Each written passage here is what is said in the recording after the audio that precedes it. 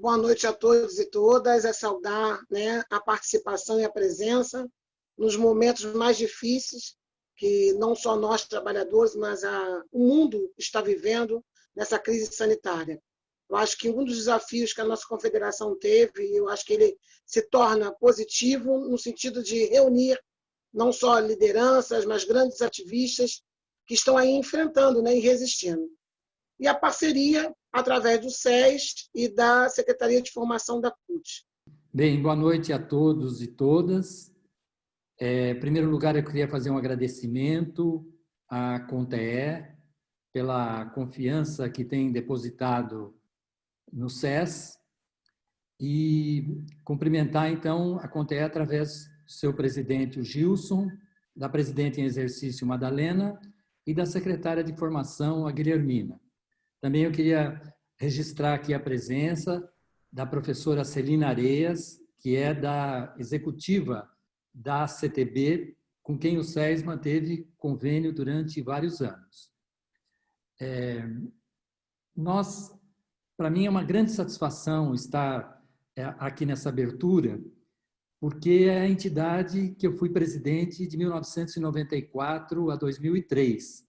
Então, quando a gente vê a CONTEE consolidada como uma entidade representativa dos trabalhadores em estabelecimentos de ensino, os técnicos administrativos e os professores, a gente fica muito contente com isso, de ver esse desenvolvimento e a continuidade desse trabalho de uma entidade muito importante. A saudação que nós fazemos pelo SES, saudamos também o pessoal da CUT, com quem nós preparamos, viu, Rosane? Nós preparamos esse curso, você sabe, com a assessoria de vocês, com o Celso, para poder fazer algo em conjunto e poder desenvolver um trabalho importante nesse curso de 4 períodos. Nós sempre trabalhamos com atividades presenciais, mas agora estamos numa situação que as atividades têm que ser remotas e a gente tem que aproveitar da melhor forma possível.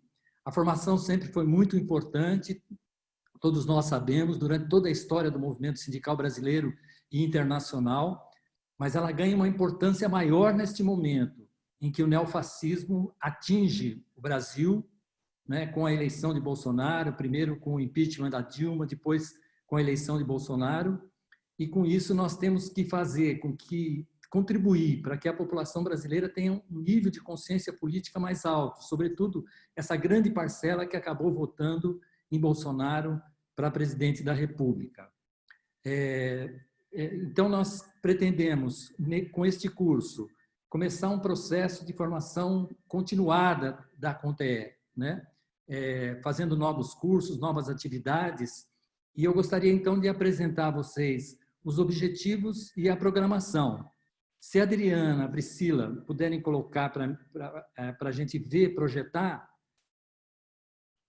Pois bem, então, quais são os objetivos do curso? Primeiro, é fortalecer o debate sobre a necessidade da CONTEE, propor e construir, em conjunto com as entidades do Fórum Nacional Popular de Educação, uma plataforma online pública de educação. Segundo, aprofundar o conhecimento sobre educação à distância, trabalho presencial, trabalho remoto e a respectiva organização sindical necessária.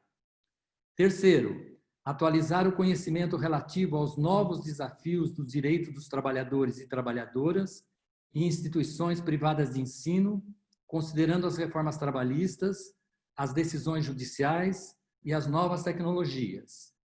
Hoje, das 18 às 21, conjuntura política, com Altamiro Borges e Márcio Postman. Amanhã, 19 de setembro, das 9 às 12, educação à distância e trabalho remoto, com Sérgio Amadeu. Dia 25 de setembro, das 18 às 21 horas, na próxima sexta, educação presencial, aspectos psicológicos, relações sociais de alunos e alunas, professores e professoras, técnicos e técnicas e as famílias, Nereide Saviani. No dia 26 de setembro, das 9 às 12 horas, novos desafios colocados aos trabalhadores e às trabalhadoras em instituições privadas de ensino relacionados aos direitos trabalhistas e à organização sindical, Zé Geraldo de Santana Oliveira e Ricardo Gebrim. Bom curso a todos. Muito obrigado pela presença de todos vocês neste curso. Cumprimentar carinhosamente cada um e cada uma que, nesse momento, tem cuidado da vida, tem cuidado de cada um, sem sequer pestenejar de deixar de cuidar da luta, né? Então, acho que são momentos difíceis, mas a importância da luta e da organização permanece firme nas nossas ações. Quero cumprimentar os companheiros, o Ribamar, não vi se o Riba está aqui, que é meu companheiro de executiva da CUT Nacional, né, que vem desta confederação, é uma alegria. Companheiro Celcinho, que está conosco na Escola Sul, dizer que é uma alegria estar aqui com vocês nesse debate, né?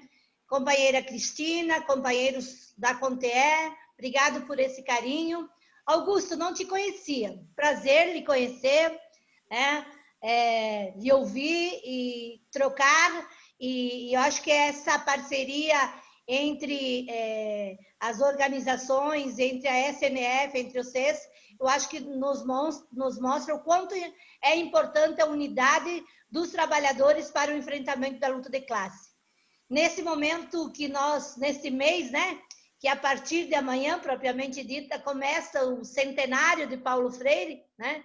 A partir de amanhã começam as comemorações do centenário de Paulo Freire, ele que nos ensina tanto que é preciso escutar, que é preciso analisar e que é preciso esperançar na luta dos trabalhadores e das trabalhadoras. Ele que nos ensina tanto o quanto é importante você ousar, mas o quanto é importante você fazer o debate entre a nossa teoria e a prática. Eu acho que a formação ela é sempre um elemento estratégico na luta das organizações, mas ela nunca é uma política em si só. A formação está sempre ligada à nossa estratégia, à nossa ação, à nossa organização. E nesse momento, discutir o teletrabalho, nesse momento, discutir vocês que são da área da educação, discutir a educação através do processo remoto. Que tipo de educação? O que isso significa? O que isso traz para o mundo do trabalho? Quais são as formas de organização? Como vamos avançar nesse sentido, tanto no que diz, quanto no que diz direito ao processo do conhecimento, da busca do conhecimento técnico-científico, mas da busca da construção do conhecimento coletivo, né? Então, eu acho que vocês têm muito a partilhar, muito a discutir. Eu acho que esse programa, essa proposta de formação é um pontapé que, com certeza, vai trazer vários elementos para que vocês, a partir dessa construção, possam construir diversas ações. Eu acho que a equipe que está aqui, dando já uma boa noite ao querido amigo Miro, amigo de tantas lutas e tantas batalhas e de algumas cachaças, né? Então, acho que é bom, vai dar com certeza um bom pontapé. Márcio, companheiro de toda... O Márcio é assessor de quase todos os movimentos, né, Márcio? Um pouquinho, né? Está sempre num processo de contribuição. Eu acho que é isso que é o papel da academia, da ciência, refletir conosco, refletir com o movimento e nós com vocês. Então, que a gente possa fazer bons debates, tanto hoje como nos próximos dias, né? Para que cada vez mais a organização dos trabalhadores se fortaleça. E a CONTEE, com essa identidade, com sua história, a partir das suas características, saia cada vez mais fortalecido, e nesse sentido, a educação do Brasil também e a organização dos trabalhadores e das trabalhadoras. Então, viva a CONTEE, viva a unidade de luta, um bom debate e que a gente possa, nesses dias, tirar boas ações. Agradeço aqui a assessoria da Maria Fro, né, que está com vocês, eu nem sei se ela já conseguiu entrar, acho que já conseguiu entrar, né? Que está acompanhando e vai acompanhar vocês todas essas atividades, e depois desse processo que a gente possa fazer uma boa sistematização e ver por onde a gente vai construindo. Uma boa noite e um bom debate. Primeiro, eu queria dizer que nós estamos retomando o trabalho de formação da CONTEE. Esse trabalho ele já tinha sido iniciado, mas devido à pandemia nós Eu faço a minha saudação em nome da diretoria da CONTE e dizer que eu estou aqui como coordenadora geral, substituindo o companheiro Gilson, que está de licença, porque ele vai concorrer às eleições, então ele está de licença. Ele vai estar presente no curso e fará, depois da fala dos professores, a sua saudação também rápida, né? Eu queria dizer que, para essa retomada que nós tivemos da formação, nós contamos, não é, com a parceria do Centro de Estudos Sindicais e também com a parceria da Escola Nacional de Formação da CUT, que já fizeram sua saudação.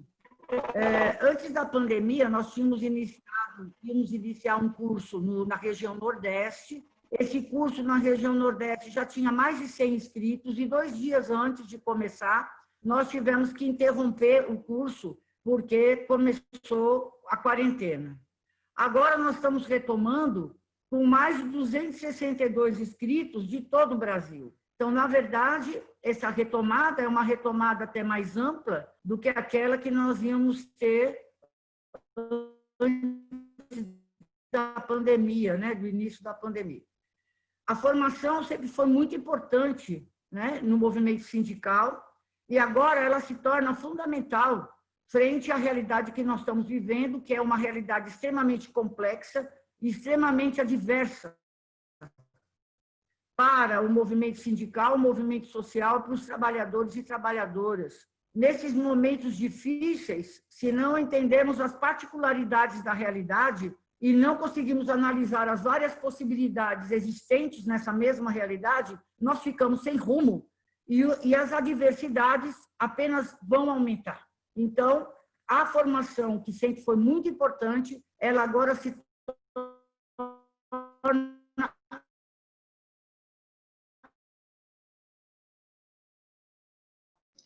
Madá, falhou esse final. Madá, falhou esse final. Talvez se você fechar a sua câmera, melhora um pouco para você aí. Tá.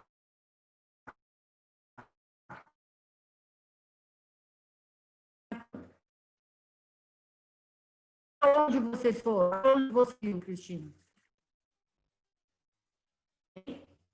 Até onde deu para...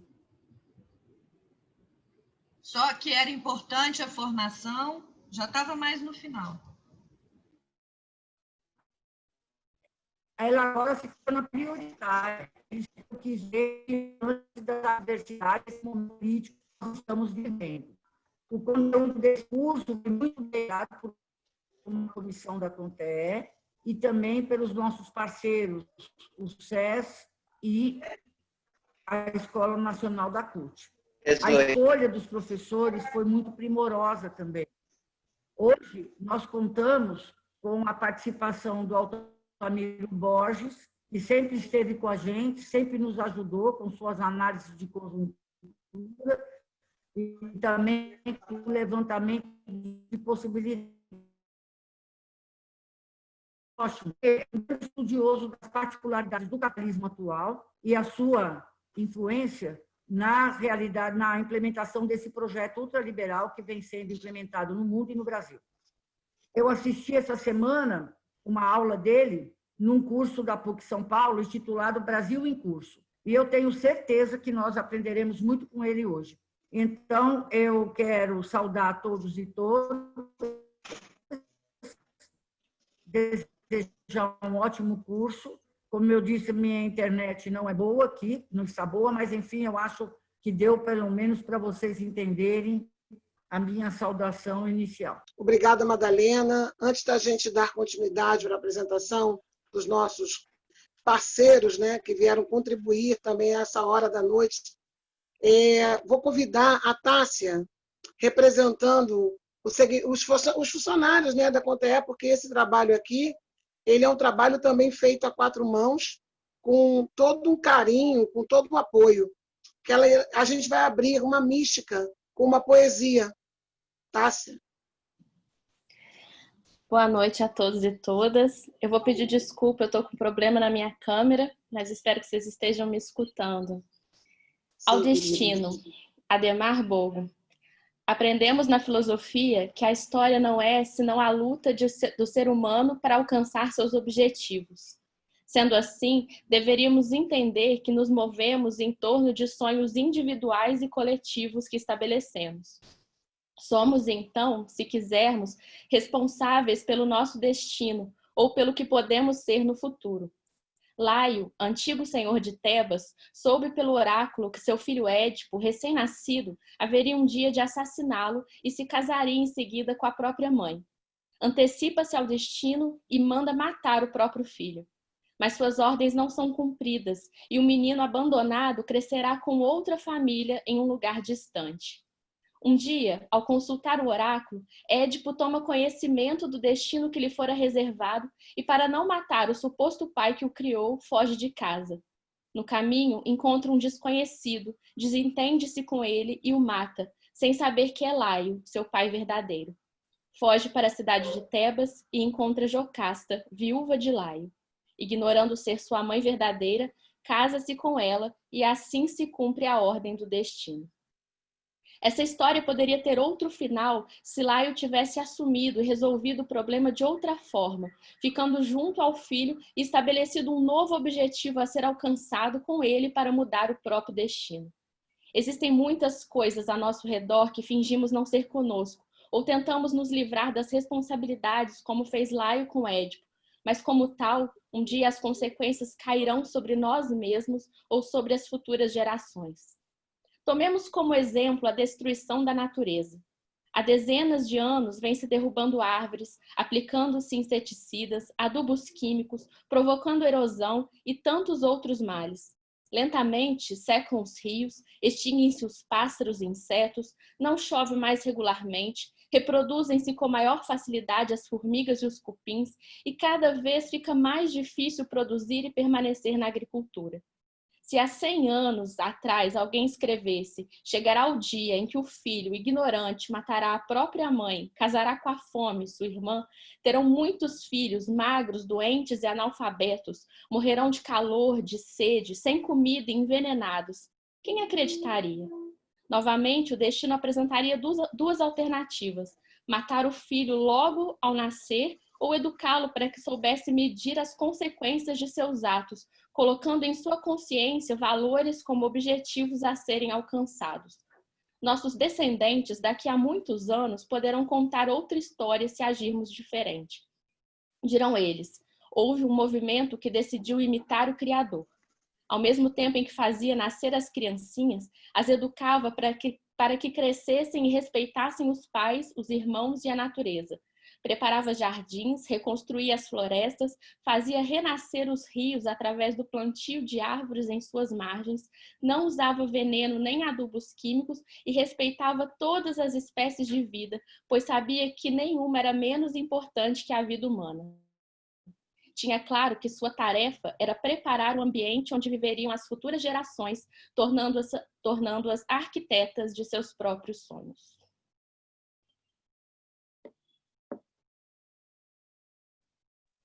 Obrigada, Tássia. Uma ótima reflexão, num momento desafiador para todos nós. Vamos dando continuidade. Convidar agora o professor Márcio Postman, economista, professor titular da Unicamp, pesquisador do Centro de Estudos Sindicais e de Economia do Trabalho do Instituto de Economia da Unicamp, presidente Fundação Perseu Abramo, foi secretário de Desenvolvimento e Trabalho e Solidariedade da Prefeitura de São Paulo, na gestão de 2001 a 2004, presidente do Instituto de Pesquisa Econômica Aplicada, 2007-2012, consultor de instituições nacionais, GES, Fiesp, SEBRAE, Ministério do Trabalho, internacionais, OIT, BID, UNICEF, pesquisador visitante em universidades na França, Itália e Inglaterra, autor de mais de 60 livros sobre economia, desenvolvimento e políticas públicas. Então, a estante dele está aí como muito completa, vai nos proporcionar agora essa conversa, né, como ele mesmo propôs. Professor, o senhor está com a palavra. Gostaria de saudar a todas e todos, dizer que estou me sentindo muito bem poder aqui compartilhar esse diálogo de abertura, introdutório, com o companheiro Miro, de longa jornada. Estou tão bem, Miro, que estou falando como se estivesse em casa, viu? Tão bem que eu estou. Mas, na verdade, eu estou em casa mesmo. Certo? Bom, uma brincadeira apenas para, de certa maneira, destacar a importância de um evento com essa natureza, porque, de certa forma, o nascimento do novo sindicalismo, ao final dos anos 70, início dos anos 80, ele transcorreu permeado de muitos cursos de capacitação, formação. Impressionou, inclusive, a quantidade de instituições que foram sendo constituídas para dar vazão a esse processo formativo, né?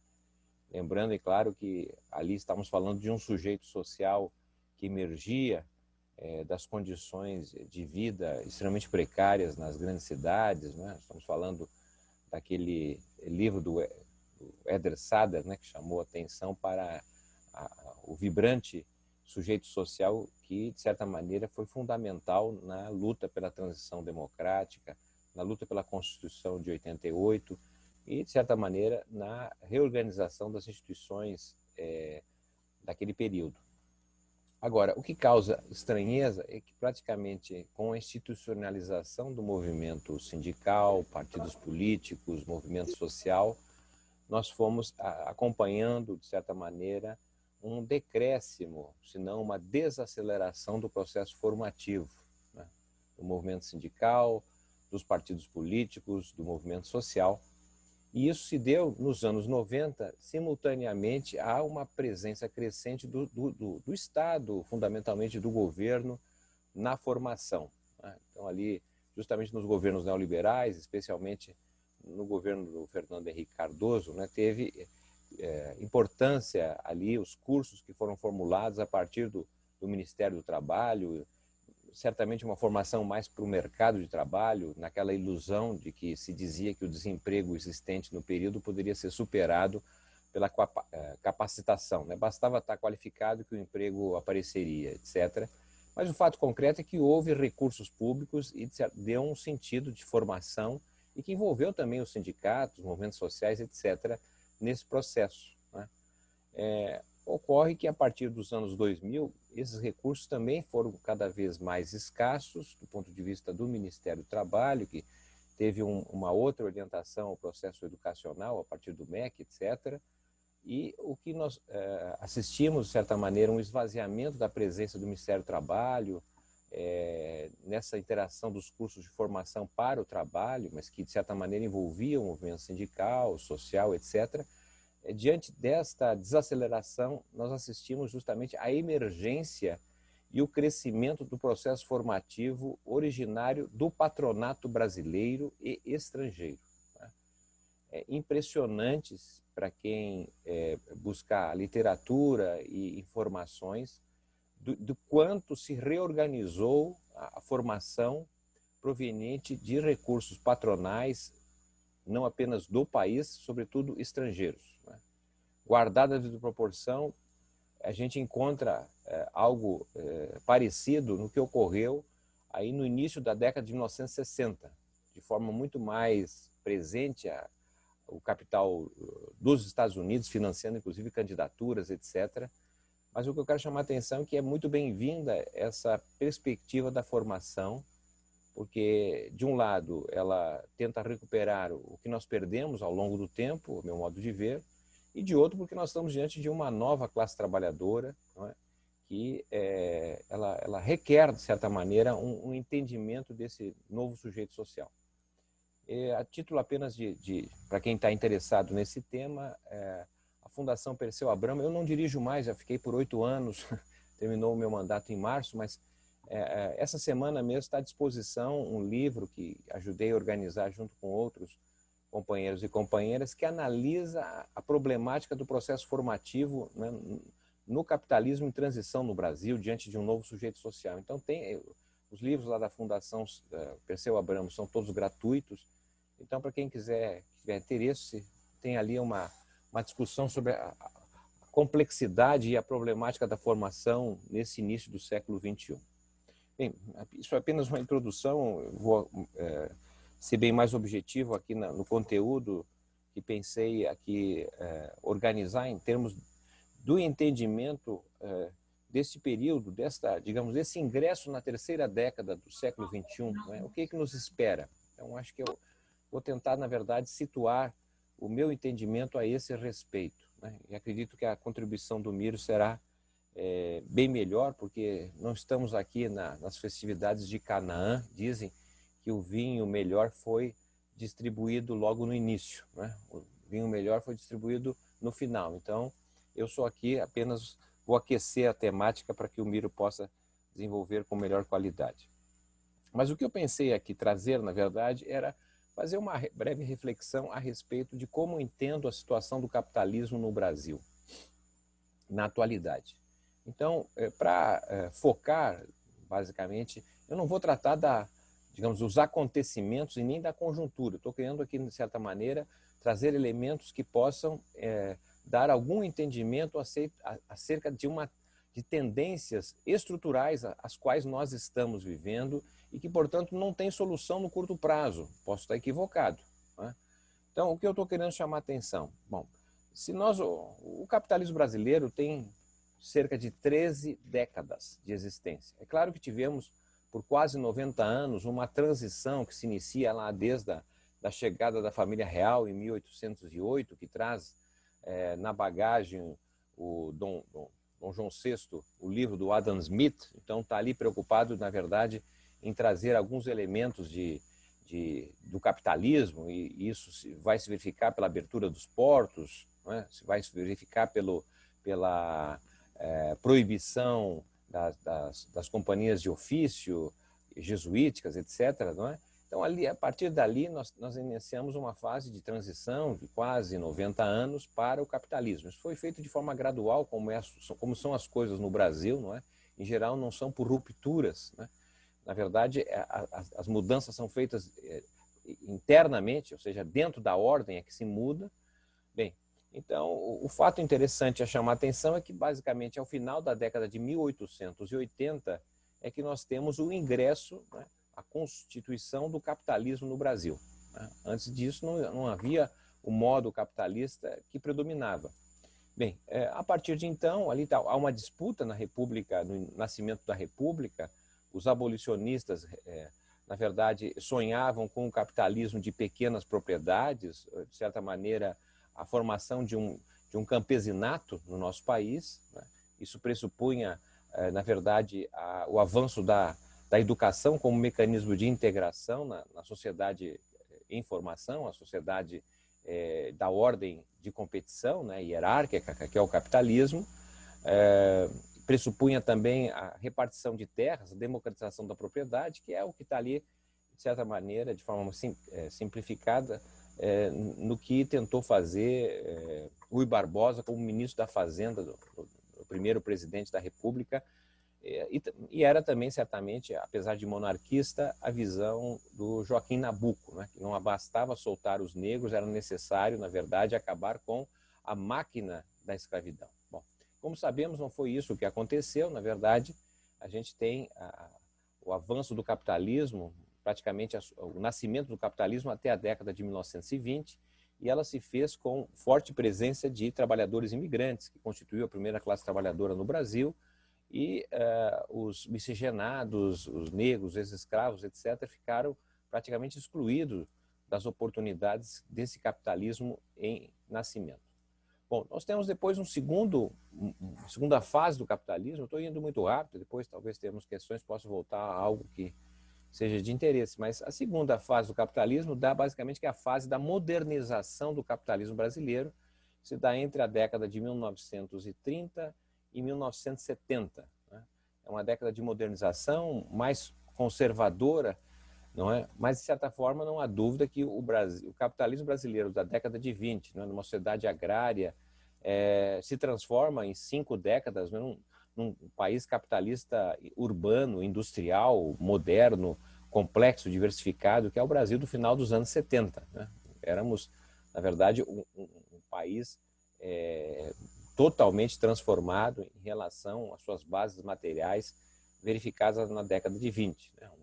Mas, obviamente, uma modernização que falávamos conservadora, porque não foram feitas as reformas clássicas do capitalismo contemporâneo, não é? Apesar de serem essas propostas do movimento tenentista, né? Lá em 1932, né? Sob liderança de Oswaldo Aranha, por exemplo, havia a proposição do Clube 3 de Outubro, não é? De defender que o capitalismo brasileiro necessitava reafirmar a propriedade privada, sobretudo da terra, mas isso pressupunha a função social da terra. Terra sem função social não teria propriedade privada, é o que está lá nos anos 30, assim como também dizia que no capitalismo o lucro deve ser validado, mas para ser validado o lucro tem que pagar impostos. Né? Bom, nós estamos em 2020, lucros e dividendos seguem não pagando impostos no Brasil, não é? O latifúndio exportador hoje tem predominância, mas temos muitas áreas que são improdutivas, que não têm função social, etc. Nós todos sabemos disso. Mas, de toda maneira, eu quero ressaltar que essa segunda fase, basicamente, vai se esgotando na virada dos anos 70 para os anos 80. Então, nós estamos, da década de 80 para cá, numa terceira fase que identifico como sendo uma fase de declínio do capitalismo brasileiro. Tá? Então, o que nós temos? Nesses últimos 40 anos, praticamente, o declínio do capitalismo se expressa, não é, pela ausência de vitalidade. Né? Ou seja, o país hoje é um país sem vitalidade econômica, né? Porque possivelmente o PIB per capita do Brasil de 2020 não será muito diferente do PIB per capita de 1980. Há uma estagnação da renda per capita. O Brasil, entre 1940 e 1980, o PIB per capita crescia 4,2% ao ano, né? O PIB per capita de 1980 a 2020, supondo que tenha uma queda de 7% no PIB este ano, o crescimento é 0,1% ao ano. Não tem crescimento do PIB per capita no país. Bem, esse capitalismo, obviamente, tem seus fundamentos dinâmicos, mas não são mais aqueles que permitiram a modernização, basicamente a indústria. Hoje somos um país desindustrializado, um país que chegou a ser a 6ª maior indústria do mundo, hoje é a 16ª indústria maior do mundo. A indústria pesa no PIB menos de 10%, é basicamente o que era o peso da indústria na década de 1910.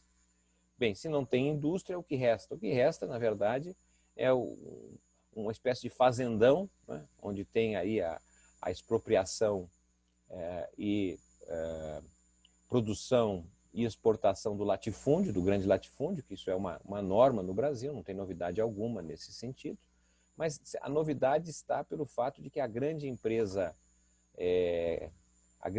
exportadora não existe no Brasil como existiu na época colonial, né? Ou seja, o chamado agronegócio, né, ele é fortemente dependente do exterior, porque ele não produz as sementes transgênicas, não produz os fertilizantes, não produz agrotóxicos, e as empresas de comercialização são praticamente todas estrangeiras. Então, é um setor dinâmico, não há dúvida, não é?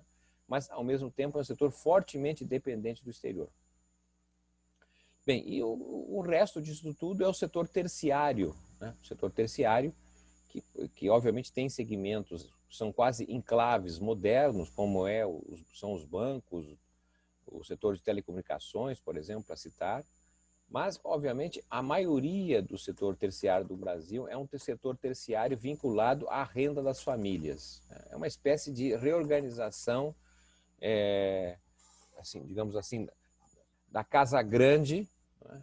Que não é uma só, mas são muitas casas grandes dos ricos, né?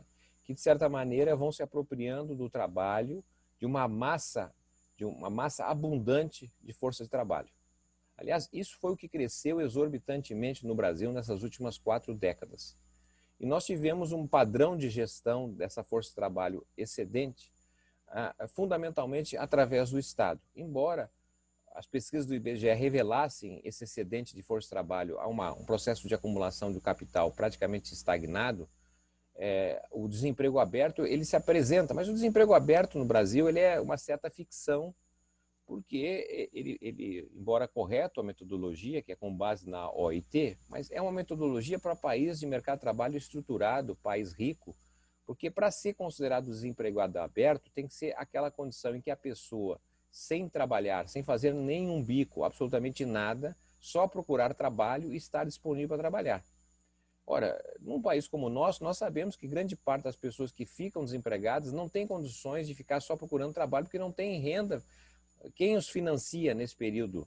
Eles fazem, portanto, qualquer coisa para sobreviver, lavam um carro, fazem qualquer bico. E este bico o IBGE identifica como ocupação.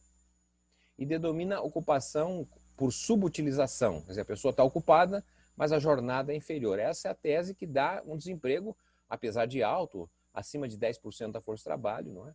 Mas é, obviamente, apenas uma aparência do que significa o desemprego no Brasil, né? O desemprego, antes da pandemia, estava em torno de 25% da força de trabalho no Brasil. 25% das pessoas procuravam trabalho, né?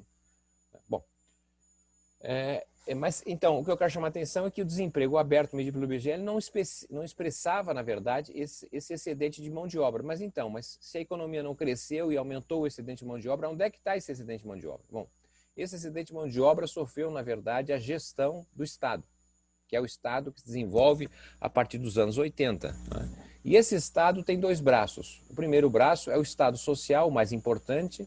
O segundo braço é o Estado policial, menos importante, mas, obviamente, representativo de ações sobre essa massa abundante de força de trabalho às necessidades do capital. Para encurtar aqui o nosso tempo, eu vou dizer, basicamente, que nós tivemos, por força da própria Constituição de 88, por força do aumento do fundo público, não é? Nós tínhamos uma carga tributária que significa as receitas do Estado, da União, dos governos estaduais e os governos municipais, uma receita que equivalia a 24% do PIB em 1985, né? E passamos a ter uma carga tributária ao redor de 34%, 35% do PIB, ou seja, houve um aumento de 11 pontos percentuais na carga tributária. Só que esta carga tributária que aumentou, não aumentou por força da tributação sobre os ricos, ela aumentou fundamentalmente tributando a classe média e, sobretudo, os pobres, né? Então, o ciclo político da Nova República, os governos da Nova República aumentaram impostos, sobretudo nos anos 90, e foram os impostos sobre os pobres e a classe média. Tá certo? Então, não houve movimento redistributivo nenhum. O Estado, na verdade, ajudou a concentrar a renda, porque tirava de quem menos tinha. Mas, de toda maneira, aumentou o fundo público. E esse aumento do fundo público permitiu que o gasto social, o gasto de educação, saúde, habitação, transporte, saneamento, entre outras áreas, o gasto social, que era 13,5% do PIB em 1985, saltou para 24% do PIB em 2014. Bem, então, obviamente, aumentou o gasto social e esse gasto social permitiu, de um lado, na verdade, absorver parte significativa dessa força de trabalho excedente ao capital, né? Então, para dar um exemplo do que eu estou dizendo, em 1985 nós tínhamos 2,7% da população que vivia dependendo da transferência de recursos do Estado. Em 2014, nós passamos a ter 27% da população brasileira dependendo da transferência de renda do Estado, por vários mecanismos. O principal, certamente, a previdência e assistência social, né? Mas, obviamente, as pensões, o benefício de prestação continuada, o seguro-desemprego, bem, a Bolsa Família, não é? São, na verdade, componentes desse conjunto de mecanismos que permitiu que esse excedente de força de trabalho fosse absorvido através de recursos públicos, né? Bom, então, esse é o primeiro aspecto, é o mais importante, mas não podemos esquecer o segundo do Estado, que é o Estado policial, tá certo?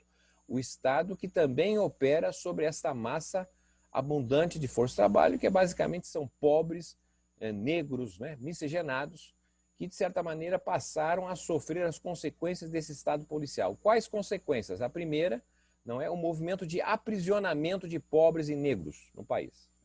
Nós tínhamos, em 1990, 90 mil presos no país, né? Em 2020, possivelmente, estamos próximos de 900 mil presos. É a terceira maior população aprisionada do mundo. Então, a prisão, ela retira do mercado de trabalho. A pessoa ganha um prato de comida, sei lá quais as condições, certamente, como dizem, masmorras, as condições péssimas de vida nas nossas prisões, não é? Mas são pessoas que não estão no mercado de trabalho, mas certamente são excedentes desse mercado de trabalho que não tem emprego para essa gente. Né? E, de outro lado, esse Estado policial, então, ao invés de prender, terminou matando ou estimulando o assassinato, o homicídio. Né?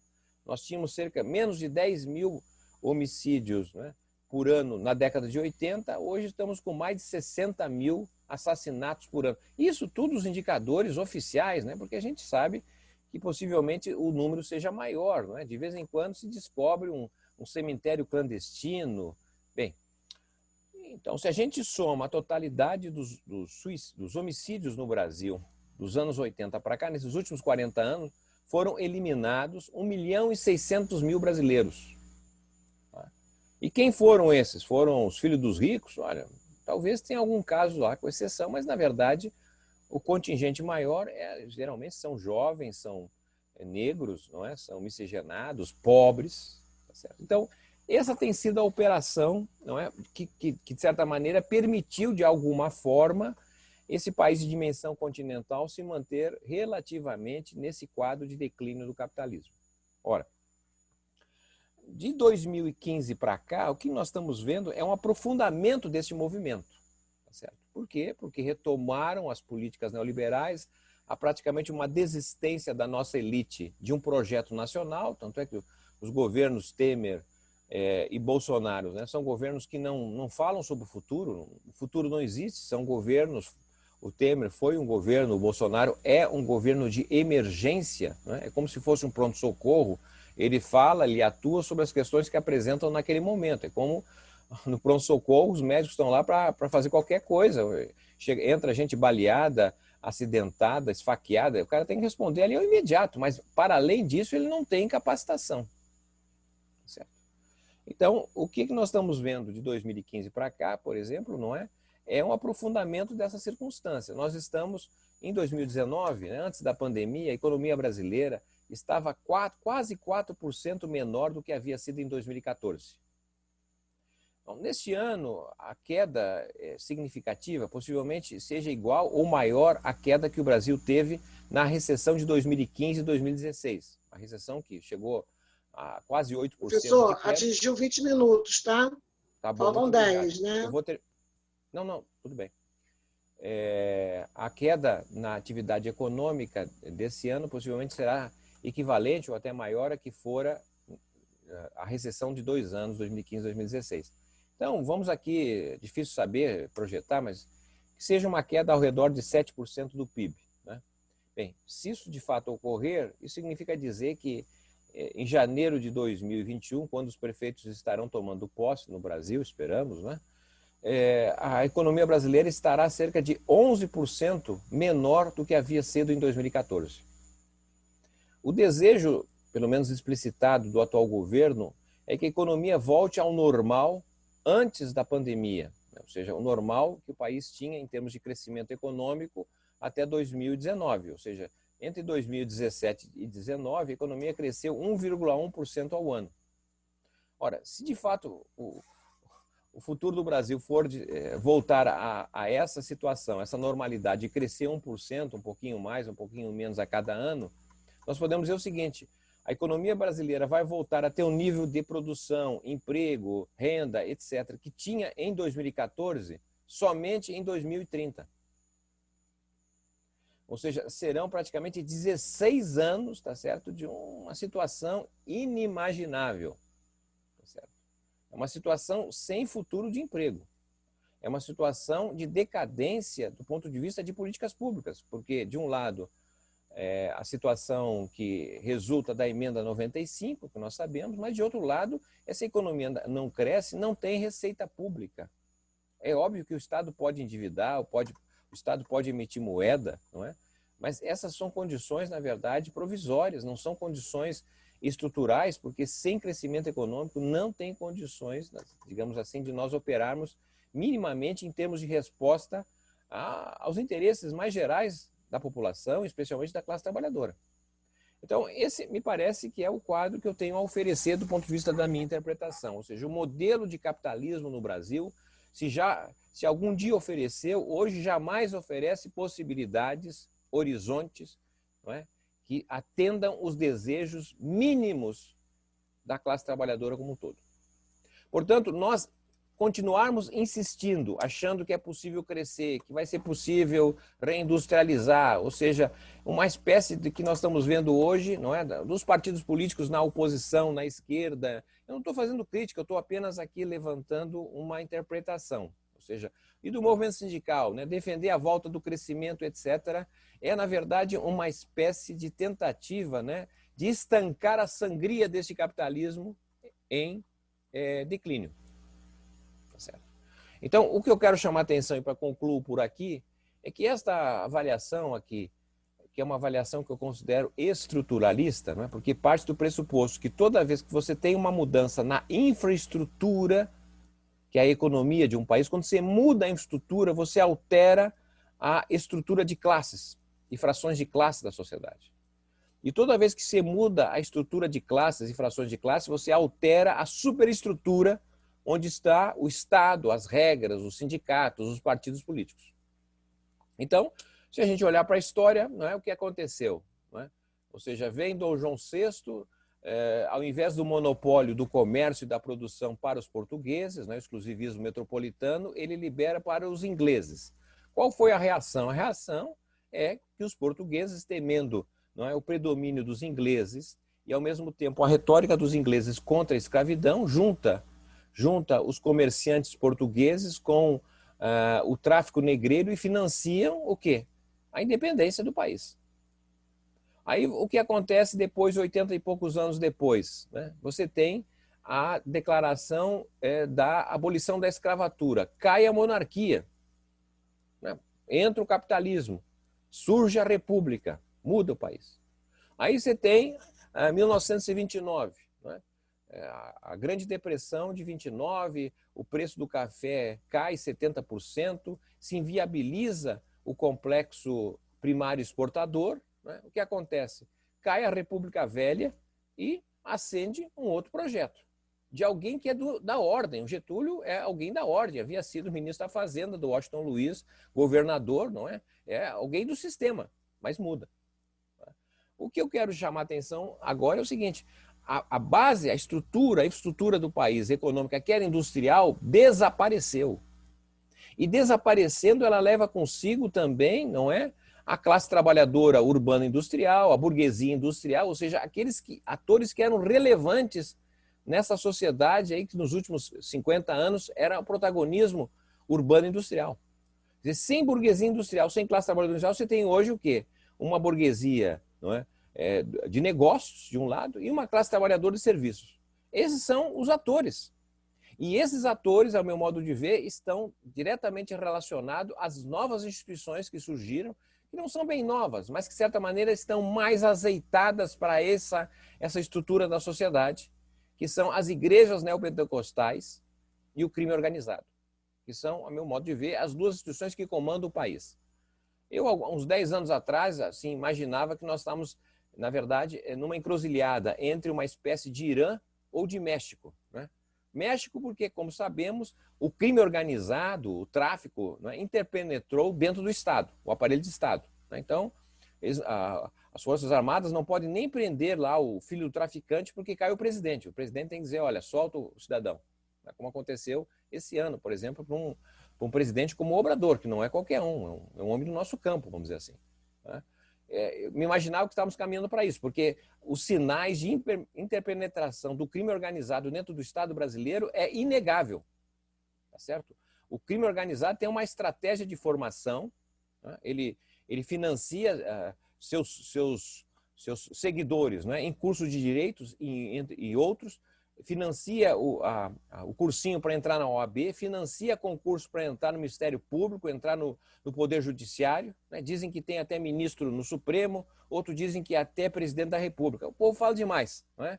Mas eu só quero dizer que essa é uma força inegável que opera nas eleições. Né? Quem participou das eleições sabe, por exemplo, que tem regiões das cidades que você não entra mais, que é o crime que organiza e que já faz seus acordos políticos partidários. E, de outro lado, imaginava que nós podíamos talvez ser uma espécie de Irã aqui, com um fundamentalismo religioso. não o islamismo, mas o fundamentalismo das igrejas neopentecostais, não é? Que são negócios, que têm bancos, que têm empresas, que têm segmentos de comunicação que operam, na verdade, como de forma organizada, estruturada, dentro de partidos políticos, tem bancadas, enfim, como sabemos, tá certo? Mas parece que há uma coisa nova agora, que é a fusão do crime organizado com essas igrejas, na lavagem de dinheiro, em termos de organização e expectativa. Então, talvez estejamos caminhando, rumando para um horizonte que a gente não tem paralelo em termos internacionais, né? Então, esse meu modo de ver, o que eu tinha para dizer para vocês. Não é talvez tão alvissareiro, mas me parece que a gente precisa conhecer a realidade para poder mudar. E, sinceramente, ouvindo o discurso de lideranças, não é? Do sindicato, dos partidos políticos, etc., eu percebo um discurso sem teoria, sem interpretação consistente, ideológica da realidade. O que eu vejo, na grande medida e de maneira geral, são discursos, né, que refletem manchetes de jornais ou de propaganda de sítios, né, de sites, etc.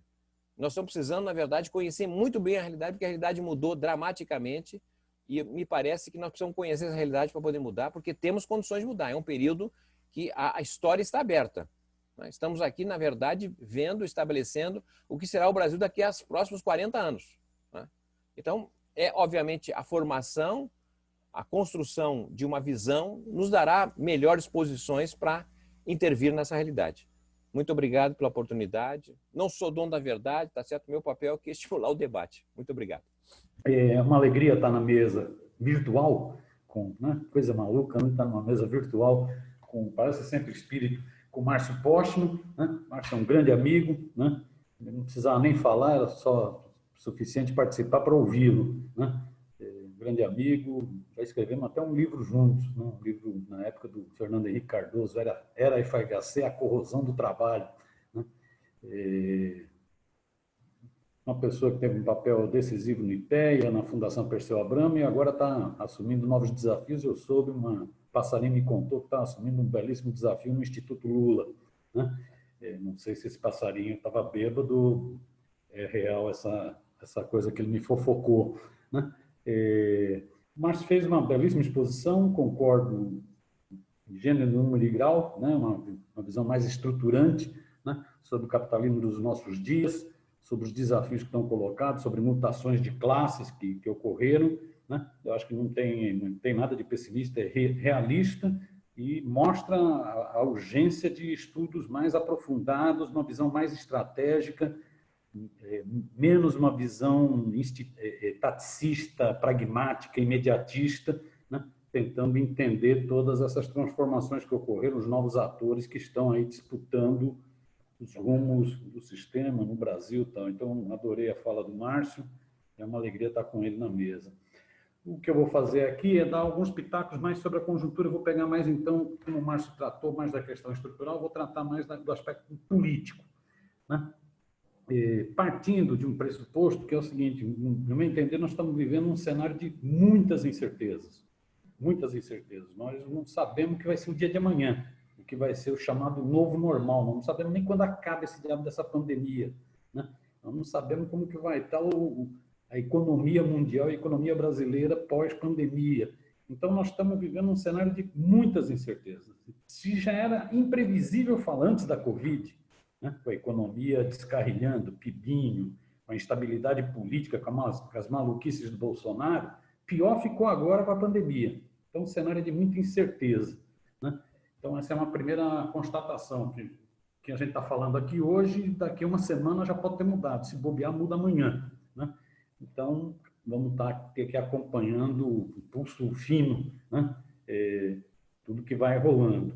Acho que também não dá para ficar no factual, no imediato, o que foi o movimento da Bolsa hoje, se teve mais alguma prisão efetuada pela midiática Lava Jato, né? Eu acho que é bom a gente pegar pelo menos as questões mais gerais, as tendências e contratendências. É o que eu vou tentar aqui fazer, pegar mais as tendências e contratendências nesse tumultuado processo de luta de classes, né? nesse processo de muitas incertezas, né? Muita imprevisibilidade, né? E realçando isso, o movimento sindical, e aí a CONTE tem um papel importantíssimo, a CUT tem um papel importantíssimo, o SES, né? CTB, outras centrais, papel importantíssimo, o movimento sindical precisa ficar muito atento para ir percebendo as mudanças que vão ocorrendo, elas ocorrem rapidamente, às vezes, né, para não perder novas oportunidades, não perder o cavalo passando içado, né?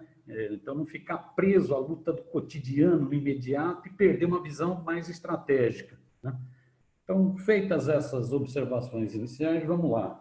Eu começaria com uma breve contextualização do que está ocorrendo no mundo, já que o Brasil não é uma ilha, ele reflete o que se passa no mundo e interfere no mundo, né? Então, é bom, mesmo tendo as suas características próprias, o Brasil não é uma ilha. Eu acho que, do ponto de vista de tendências e contratendências, nós temos quatro grandes tendências no mundo atualmente, que a gente devia ficar antenado. A primeira grande tendência é que nós estamos diante de um cenário de desastre econômico, um desastre econômico devastador, e que ele vai se prolongar. É a pior das crises que o sistema capitalista já viveu na sua história. Alguns já estão dizendo que supera a crise de 29, né? É uma destruição de capital imensa, uma quebradeira generalizada, é um esgotamento dos estados, né? Então, essa crise, eu não tenho uma visão rósea de que o capitalismo vai rapidamente superar essa crise. É lógico, se você cai 100 metros no fundo do poço, você pode subir uns 3 metros, parece que está melhorando, só que você caiu 100 metros, né? Foi um grande baque, foi um colapso do sistema que já vinha em crise, não conseguia se recuperar da crise há muito tempo, ou seja, o organismo já estava fragilizado, quando veio a Covid, aí então baqueou de vez. Então, acho que essa é uma tendência. Segunda tendência é que essa crise vai ser despejada, como sempre, no capitalismo, na costa dos trabalhadores. Eu também não tenho ilusão, há um grande debate que nessa crise o capitalismo vai perceber que tem que ser mais humano. Não tenho essa opinião. O problema do capitalismo não é de moral, é lucro, né? É a lógica de acumulação, né? Então, ele vai jogar essa crise, já está jogando essa crise nas costas dos trabalhadores, né? Seja com desemprego, com corte de salários, com retirada de direitos, né? Então, se a situação do trabalho já era terrível antes, né? A OIT mostrava isso, nós estávamos vivendo um processo regressivo do ponto de vista do trabalho, agora ficou bem pior, e a tendência é piorar muito mais. E, inclusive, com essas novas formatações de classe a que o Márcio já se referiu, né? Não é só um problema de desemprego na economia formal, na economia tradicional, não é só um problema de corte de salários e de retirada de direitos, é um problema de uberização, home office, e ensino à distância. Os professores vão viver outra realidade, né? Então, essa me parece ser uma segunda grande tendência. Terceira grande tendência, que também vai contra uma visão otimista, idílica, de que o capitalismo, com esse processo, ele se democratiza mais no capital. Eu acho que é o contrário. Nós vamos viver uma tendência dos grandes engolirem os pequenos. Os pequenos vão falir e os grandes vão ficar maiores, né? Então, nós vamos viver uma tendência de concentração de capital. Né? Você pega aqui, né, os dados no Brasil são de 700 mil empresas que já fecharam. Alguém vai ocupar o lugar. Vão ser os grandes, né? Então, tendência de concentração. E eu acho que tem uma quarta grande tendência, é que ainda se mantém a hegemonia das forças ultraconservadoras, né? Uma ofensiva das forças de ultradireita no mundo, e eu caracterizo como forças neofascistas no mundo, né? Que juntam o pior dos mundos.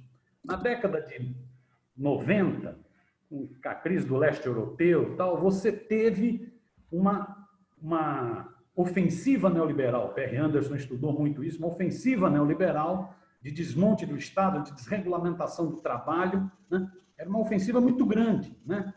Reagan, Thatcher, Kohl, né? Uma ofensiva muito grande. Essa ofensiva, o Anderson, inclusive, levantava. O neoliberalismo não combina com democracia, mas você não teve regressões para governos fascistas. Você tinha governos autoritários, né? Agora, nós estamos no pior dos mundos. Nós estamos juntando três elementos barra pesada dessa onda reacionária no mundo, que é o autoritarismo na política, um neofascismo, casado com um conservadorismo nos chamados costumes, nos direitos civis, está uma regressão, né? Isso que esses autores que descrevem como as democracias morrem nos Estados Unidos mostra, quer dizer, tudo que houve avanço em termos de luta das mulheres, em termos de luta antirracista, está sendo desmontado, há uma ofensiva negacionista, obscurantista, né? Fundamentalista, né? E junta com o ultraneoliberalismo, ou seja, antes nós tínhamos o ultraneoliberalismo e essas duas componentes ainda não estavam firmes. Agora nós temos o ultraneoliberalismo na economia, mais o autoritarismo na política, mais o conservadorismo nos costumes, entre aspas, aí, nos direitos civis, né? Nos avanços civilizatórios que nós tínhamos tido, por exemplo, na questão ambiental. Nós estamos tendo uma regressão nesse terreno, vídeo Brasil, né? Isso eu acho que tem razões de fundo, né? Razões da própria crise do capitalismo que vai gerando distorções, né? Vai dando brecha para esse ultraneoliberalismo, desmontou os estados de bem-estar social e foi agravando as contradições do sistema, e a ultradireita capitalizou esse agravamento, né? A ultradireita ganha com a bandeira da antimigração. A migração é fruto das distorções do sistema. A ultradireita ganha com o discurso da segurança. A violência urbana é fruto das desgraceiras que o ultraneoliberalismo causou no mundo. Isso junta crise das instituições democráticas, e aí não é só crise das instituições de Estado, é crise no geral, crise dos sindicatos, por exemplo, né? Isso junta erros cometidos, na minha opinião, por forças reformistas, né?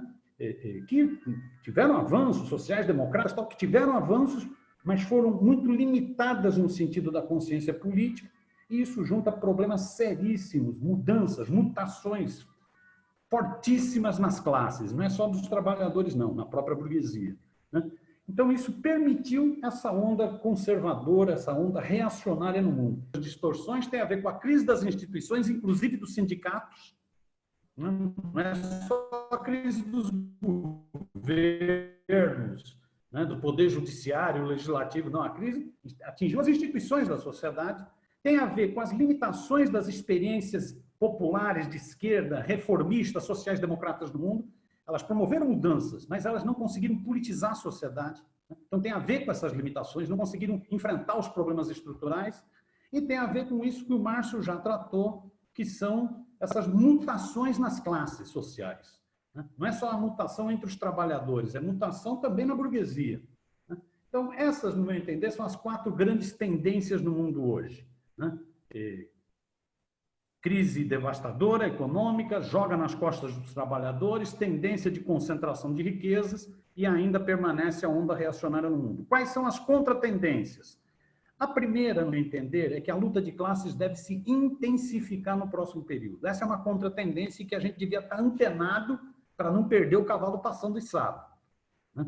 Porque é isso, a pandemia aguçou muito as contradições do sistema.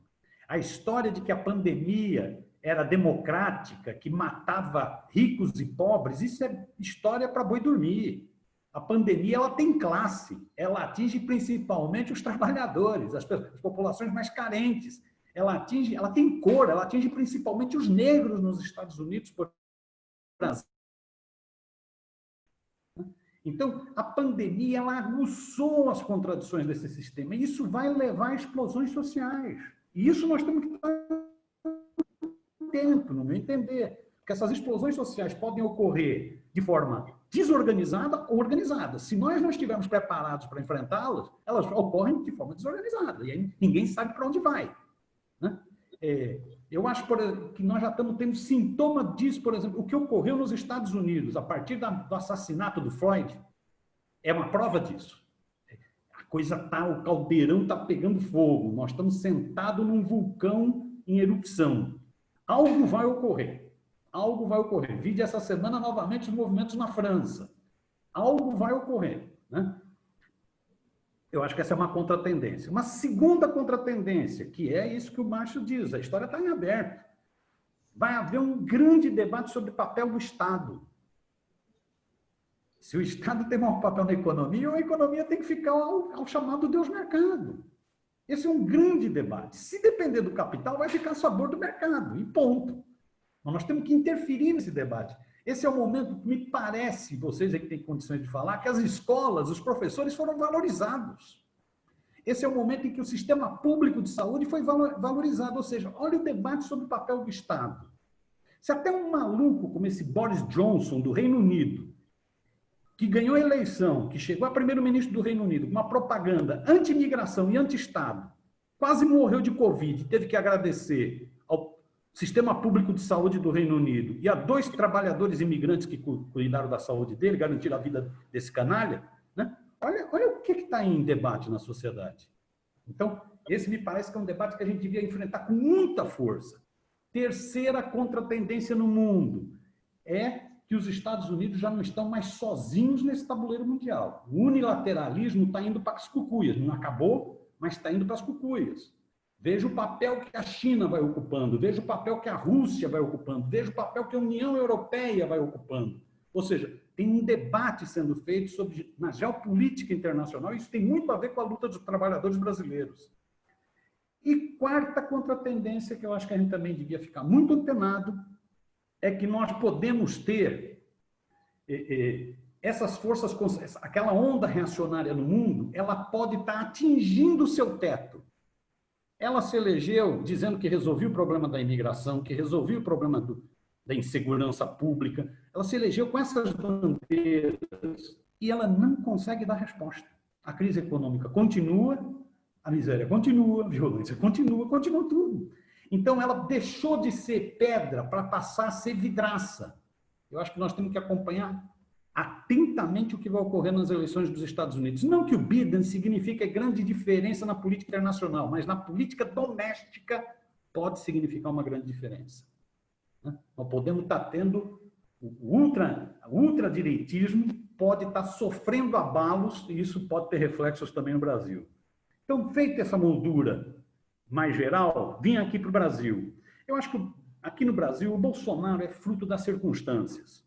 O Bolsonaro é um imbecil, do baixo clero político, sujeito inexpressivo, né, que só chegou ao poder em função dessas circunstâncias políticas. Bolsonaro, ele chega ao poder em função da crise econômica, que já vinha no governo Dilma, o segundo governo Dilma foi um desastre nesse sentido, né? Ele vinha em função dessa criminalização da política, em que a mídia teve um papel decisivo, né, nessa negação da política. O Bolsonaro é fruto do golpe que derrubou a Dilma. Se não fosse o golpe da Dilma, o Bolsonaro continuaria um políticozinho rastaquera dos seus filhotes, pimpolhos, mimados, não é isso? O Dudu Bananinha, o Flávio Rachadinha e o Caluxo. Não teria significado nenhum. Nunca teve significado. Né? Nunca teve. Ele é fruto dessas circunstâncias. Né? Ele se elegeu em função dessa desmoralização da política, né? Dessa negação da política. O Bolsonaro, ele é fruto do golpe contra Dilma, ele é fruto disso que se chocou no Brasil, se chocou o fascismo no Brasil. E aí a mídia teve um papel decisivo, o Poder Judiciário teve um papel decisivo, as igrejas neopentecostais tiveram um papel decisivo, né, para se chocar esse ovo da serpente fascista no Brasil. Eles exageraram tanto na dose que eles achavam que satanizavam a esquerda e a direita chegava ao poder. Só que a satanização, a dose foi tão pesada que até o centro e a direita afundaram também. E sobrou para a extrema-direita. Bolsonaro não era nem um candidato dessa turma. Sobrou para ele, em função dessa satanização da política, no meu modo de entender, né? Desse processo radicalizado que gerou o golpe do impeachment e gerou o ovo da serpente fascista. Que é um processo que já vem de muito tempo. Alguns falam de 2013, eu acho que esse processo vem de antes. 2013 foi quando ele foi para a rua, quando ele pegou carona nos protestos de rua. Mas ele já vinha de antes, né, em que tem a ver com isso, com ódio aos sindicatos, ódio ao que se chama de politicamente correto, né, todos os preconceitos vêm à tona, né, abriram a porta do inferno. abriram a tampa do esgoto. Veio tudo à tona, né? E Bolsonaro é fruto disso. Só que o Bolsonaro, ele vai sofrendo seus desgastes, né? Ele sofreu desgaste em função da crise econômica. É bom a gente lembrar, o Guedes prometeu que já em 2019 a economia bombava. E a economia patinou. A economia ficou... a mídia falava que feita a reforma da Previdência, a economia ia estourar. Estourou porcaria nenhuma, né? Só os otários acreditaram nisso, né? Então, o Bolsonaro já sofria desgaste com a crise e passou a sofrer mais desgaste ainda com a pandemia. O negacionismo dele, né, passou a sofrer mais desgaste, inclusive em setores médios que haviam votado nele, né? Ele comprou briga com todo mundo, ele consegue comprar briga com todo mundo, ele comprou briga com o partido dele, o PSL, que ele se elegeu. Ele comprou briga com governadores que fizeram campanha para ele, que pegaram carona com ele, vide o Witzel, do Rio de Janeiro, vide esse que vai ser empichado agora em Santa Catarina, vide o Dória em São Paulo, né?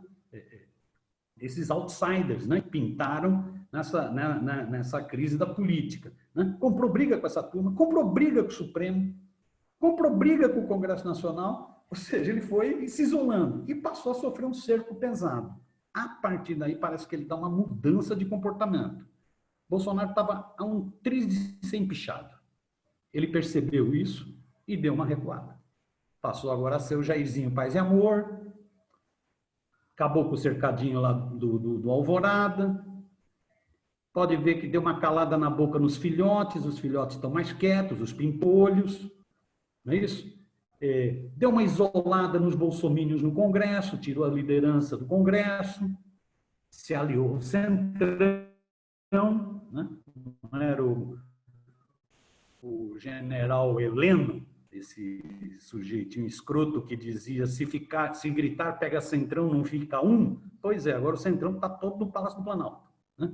Que ele teve que fazer política para sobreviver. Então, ele vai tentando se estabilizar. E ele teve, além dessa recuperação um pouco no terreno político, né, ele teve um dado fundamental, que são as contradições desse mundo, a maldita dialética. Uma coisa que ele era contra, que o Guedes era contra, que era o auxílio emergencial. Bolsonaro sempre falou contra a Bolsa Família, né? O Guedes é um ultra neoliberal, que não estudou nem Friedman, porque Friedman propunha renda mínima, não é isso? Mas o Guedes é um ultra neoliberal, né? O auxílio emergencial foi forçado pela sociedade, foi forçado pelo Congresso. E esse auxílio emergencial acabou dando um certo respiro para o Bolsonaro. O auxílio emergencial, inclusive, mudou um pouco a base de apoio do Bolsonaro, né? Ele passa a ter base de apoio, inclusive, no Nordeste, onde era muito baixa a popularidade dele. Para se ver os nossos erros de governo. Nós achamos que só com programas sociais, com boa administração, o povo seria generoso pelo resto da vida. Não apostamos na politização e estamos vendo que a gratidão é um sentimento muito efêmero, né? Rapidamente muda, né? Então, ele ganha um certo fôlego. Ele não fica parado. Ele pode ser um imbecil, mas ele está dentro de um projeto, de uma circunstância. E o seu projeto vai avançando. Então, nós temos, mesmo com ele, com todas essas dificuldades, o fascismo na política avançou, que o diga a área de cultura, que o diga os ataques na educação, o fascismo avançou, né? Que o diga o processo de militarização, hoje tem mais milico no governo do que na época da ditadura, que o diga esse processo que o Márcio tem chamado a atenção, que é o da milicialização das milícias, né? Bateu o recorde de venda de armas no mês passado, recorde de venda de munições no mês passado, né? Nunca se vendeu tanta arma e tanta munição no Brasil, né? Então, tem esse lado da fascistização e tem o lado na economia do ultraneoliberalismo. Eles vão passando, como diz o Salles, mesmo com todas as dificuldades, batendo a cabeça, com todas as denúncias, eles vão passando a boiada, como disse o Salles, né? Eles vão passando a boiada. Miro, faltam 10 minutos, tá? Fechado. Obrigado, Helena. Então, vão passando a boiada. Você vê privatização da água, reforma da Miro, mais meia hora, tá bom, Miro? Carteira verde e amarela, né? Eles vão tentar transformar o que virou exceção na pandemia em regra do ponto de vista de regressão do trabalho, eles vão. Eles vão destilar ódio, vão continuar destilando ódio aos sindicatos, vide o ataque do Bolsonaro ontem aos sindicatos dos professores, né? Eles têm ódio dos sindicatos. Vocês não sabem como o Bolsonaro morre de amores por sindicalista. Ama vocês, de paixão. De paixão. Então, esse processo de fascistização na política e ultraneoliberalismo na economia, mesmo com todos os problemas do Bolsonaro, isso foi sendo feito. E ele não vai cair. A não ser que ocorra uma grande crise. Ele não vai cair porque ele ainda é muito funcional. Mesmo ele não tendo sido candidato de toda a cloaca burguesa, que eu não chamo mais de elite burguesa, é cloaca burguesa, mesmo ele não tendo sido candidato, ele é funcional para a cloaca burguesa. A cloaca burguesa lembra um pouco aquela aristocracia quando a burguesia estava nascendo. A aristocracia, né, não gostava muito da burguesia, a burguesia não se vestia direito e tal, mas a aristocracia tinha que admitir os burgueses. A cloaca burguesa pode achar o Bolsonaro meio tosco, meio rude, mas ele é funcional para a burguesia, ele faz reforma trabalhista, ele destrói sindicato, ele faz reforma da Previdência, ele faz terceirização, ele devasta o campo funcional. O Bolsonaro é funcional para o império. O Trump pode, inclusive, de vez em quando dar uns chutinhos no vira-lata sarnento, mas para o Trump, o Bolsonaro é um cara muito funcional. O Bolsonaro está desmontando os BRICS. O Bolsonaro destruiu a integração latino-americana. O Bolsonaro está entregando o pré-sal. O Bolsonaro se alia com Trump em tudo que é reacionário na ONU, nas instâncias internacionais. Então, ele é funcional para o império, né? Ele é funcional para os milicos. Os milicos nunca admitiram a redemocratização. Os milicos saíram pela porta dos fundos na redemocratização. Eles tinham afundado o país, a economia do país, tinham se chafurdado na lama da corrupção, né? Estavam isolados, ficaram 30 anos na encolha, mas nunca admitiram anistia, comissão da verdade, julgamento dos crimes. E há muito tempo, e aí o professor Manuel Domingos do Piauí explica isso muito bem, eles perderam qualquer referência de nação. O que eles têm é referência de serviços e de encomendas, de empreitadas, principalmente com os Estados Unidos, desde a Segunda Guerra Mundial. Grandes negócios, né? Então, os milicos, o Bolsonaro é muito funcional para ele, é funcional para um setor da classe média e passou, com auxílio emergencial, passou a ser também bem visto até para um setor do povão mesmo. É só a gente lembrar que o Bolsa Família é R$160, o auxílio emergencial é 600. O auxílio emergencial foi o que salvou a economia brasileira de um desastre ainda maior nesse período, né? Então, ele continua funcional. Eu acho que nós estamos chegando agora numa hora da verdade. Essa semana, inclusive, foi muito intenso esse debate, que é isso, o auxílio emergencial vai ser cortado pela metade agora, a partir desse mês, cai de 600 para 300.